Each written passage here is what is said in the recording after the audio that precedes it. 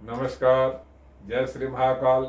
मैं पंडित शेष नारायणाचार्य आप सभी को ये जो कोरोना महामारी है, इस कोरोना महामारी के विषय में हर व्यक्ति के मन में एक भय बना हुआ है और हर आदमी के मन में एक उत्सुकता है, ये महामारी से छुटकारा कैसे हो सकता है और कौन सा अवधि में हो सकता है।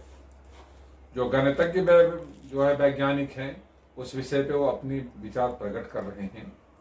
और जो लोग हैं वो भी अपना विचार प्रकट कर रहे हैं, समयावधि दे रहे हैं। साथ में जो ज्योतिष शास्त्र को जानने वाले हैं, वो विद्वान लोग भी अपनी अपनी बातें रखते जा रहे हैं। अब मैं इस कोरोना विषय के में कैसे महामारी आगे बढ़ता घटता रहता है, इसके विषय में जानकारी दे रहा हूँ, क्योंकि ये सबसे प्रमुख सब्जेक्ट है जो हर आदमी इस बीमारी से आज के समय में बचना चाहता है। क्योंकि ये महामारी 2020 में जब आदमी को 20% भय पैदा किया था, वो 2021 में आपको 90% भय के घेरे में ले चुका है। अब रही बात जो 2020 के जनवरी में कहीं देखने को मिला, फरवरी में थोड़ा ज्यादा मिला, मार्च आते आते जो कुछ ज्यादा दिखने लगा, अप्रैल में अपने आप में बढ़ना शुरू हो गया और सितंबर अक्टूबर तक ही अपने आप में 2020 में बढ़ाता रहा। उसके बाद अपने आप को घटा लिया, क्योंकि कोई भी महामारी है उसके 3 चक्र से लेके 5 चक्र, 3 वेव से 5 वेव की संख्या देखने को मिलता है। अब रही बात ये कोरोना महामारी, तो कोरोना महामारी है ये फिर दोबारा करके जो जनवरी के महीने में एकदम ब्लॉक हो गया था, फरवरी में थोड़ा सा हलचल हुआ, मार्च में पूरा हलचल हुआ और अप्रैल से इसने तहलका मचाना शुरू कर दिया। रही बात इसकी शुरुआत कहां से होती है, पिछले बार भी देखा जाए भारतवर्ष में जब इस साउथ की तरफ मूव करता है तो सबसे पहले केरला में शुरू हुआ था 2020 में भी, और 2021 में भी केरला से शुरू हो गया और महाराष्ट्र से होते हुए साउथ से घूम करके वेस्ट की तरफ जाता है और वेस्ट से घूमते हुए नॉर्थ में प्रवेश करता है और आखिरी में ईस्ट में जाकर के एंड हो जाता है। अब रही बात तो ये महामारी अप्रैल के महीने में अपने आप में पीक पकड़ना शुरू कर दिया। लोगों को अनुमान था 1-2 लाख आएगा। ज्योतिष शास्त्र, वैदिक ज्योतिष शास्त्र का मानना है या वैदिक विज्ञान का मानना है, जो इसमें वैदिक मैथमेटिक्स कहता है, जो कि इसकी जो प्रगतिशीलता है कम से कम 3 लाख का एवरेज है और आगे 5,30,000 तक जा सकता है, ऐसा देखने को मिल रहा है। अब रही बात इसको घटने बढ़ने की स्थिति क्या रहेगी, तो इंडिया से देश में जो मई के महीने में है वो 9 तारीख को 10% गिरावट देखने को मिल रहा है, पर फिर भी वो बढ़ ही रहा है। यदि 22 मई आ जाएगा उसमें ये दिखाई देगा कि 40% घट रहा है, फिर भी लोगों को थोड़ा संतोषजनक दिखाई देगा। फिर यदि इसको 2 जून के जाए तो 70 पे 80% घट रहा है, तो थोड़ा संतोषजनक है। और फिर 14-18 जून को जाए जहां 90% कंट्रोल होने के चांस होती है।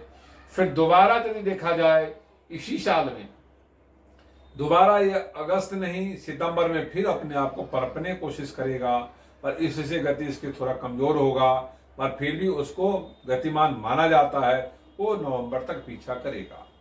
तो तीसरी लहर की जो चर्चा आती है या चौथी 5वीं लहर की जो चर्चा आती है, ये कोरोना महामारी में बहुत भयभीत होता है।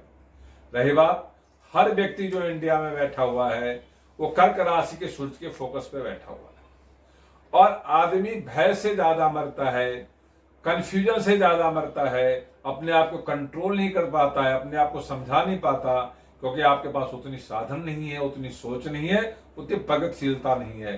फिर भी जो लोग शुरुआत के दिन से अपने आप को ध्यान देते हैं उनको अकाल मृत्यु महामारी का, जो कोरोना महामारी का जो अकाल मृत्यु नाम का रूप है, वो अक्सर ग्रहण नहीं कर पाता, तो ये उसमें ग्रहण नहीं लगा पाता, उसको पकड़ नहीं पाता, उसको मौत के मुंह में नहीं घसीटता। इसलिए आपको चाहिए जो संपूर्ण सावधानी बरतें। कोई चंद्रमा से प्रगतिशील होता है और एक आदमी से 1 लाख आदमी प्रवेश करने में 3 से 5 दिन लेता है, तो इसको एक आदमी यदि 5 दिन नहीं बाहर निकलता है तो उसकी संख्या टूट करके 0 पे चली जाती है। तो लोगों को इस संख्या को रोकनी चाहिए, अपने आप को घर में ब्लॉक कर देना चाहिए। यह सबसे बड़ी प्रगतिशीलता मानी जाती है। रही बात जो ज्योतिष शास्त्र कहता है सूर्य के मेष राशि में आने से इसकी गति तीव्र हो गई, मेष राशि से जाने के बाद इसमें थोड़ा कमजोरी आएगी। अब वृष राशि जब समाप्त होगा तो इसमें बहुत ज्यादा कमजोरी आने की संभावना बनती दिखाई दे रही है।